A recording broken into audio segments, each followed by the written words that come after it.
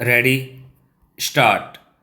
सभापति महोदय, हमारे देश में गृह मंत्रालय और गृह मंत्री का कितना महत्व है, इसका अनुमान इसी से लगाया जा सकता है कि स्वतंत्र भारत में गृह मंत्रालय का भार सरदार पटेल ने स्वयं अपने कंधों पर लिया। सरदार पटेल का साहस, उनका उत्साह और उनकी बुद्धि तीनों ही हमारे गृह मंत्रालय के लिए आदर्श का काम कर सकती हैं, परंतु दुर्भाग्य से सरदार के पश्चात इन तीनों बातों में कुछ कमी आती हुई दिखाई देती है। उदाहरण के लिए एक ही बात मैं कहना चाहता हूँ।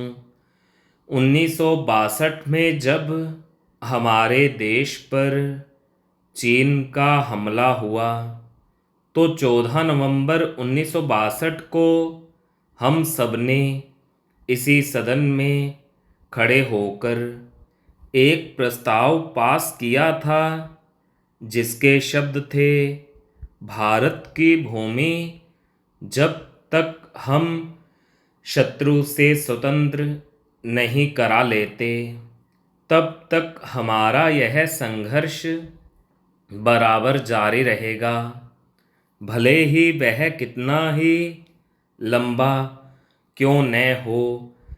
लेकिन कुछ दिन बाद आगे चलकर हमने राष्ट्रीय एकता सप्ताह या दिवस मनाना शुरू किया, तो हमने उस प्रतिज्ञा को कुछ दूसरे शब्दों में बदल दिया। उस प्रतिज्ञा के शब्द थे, मैं अपने देशवासियों के संकल्प को दोहराता हूँ कि मैं अपने देश की स्वतंत्रता तथा एकता की रक्षा करूँगा, चाहे इसके लिए कितना ही कड़ा और लंबा संघर्ष क्यों न करना पड़े। मैं राष्ट्रीय एकता तथा बल के लिए तन मन से काम करने की शपथ लेता हूँ। लेकिन इस बार राष्ट्रीय एकता सप्ताह के सिलसिले में एक छोटा सा प्रकाशन भारत सरकार की ओर से प्रकाशित हुआ है। इस प्रकाशन में समय इन्होंने लिखा कि 1962 में चीन द्वारा आक्रमण के बाद शपथ की भाषा में थोड़ा परिवर्तन कर दिया गया है और जो शब्द बदल दिए गए हैं उनको भी मैं सदन की जानकारी के लिए सुनाना चाहता हूँ। मैं प्रतिज्ञा करता हूँ कि मैं कभी हिंसा का प्रयोग नहीं करूँगा और मेरा विश्वास है कि धर्म, भाषा, प्रांत संबंधी तथा अन्य सभी राजनीतिक और आर्थिक विवादों का शांतिपूर्वक और संवैधानिक तरीकों द्वारा हल किया जाना चाहिए।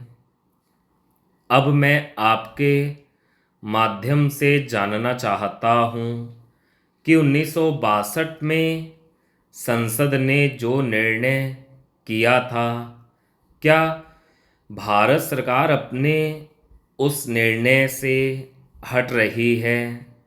अगर सरकार अपने निर्णय से हट रही है तो यह जो सरकारी प्रकाशन आया है, जिसके द्वारा 1962 की शपथ में परिवर्तन किया गया है। इसका आधार क्या है? स्टॉप।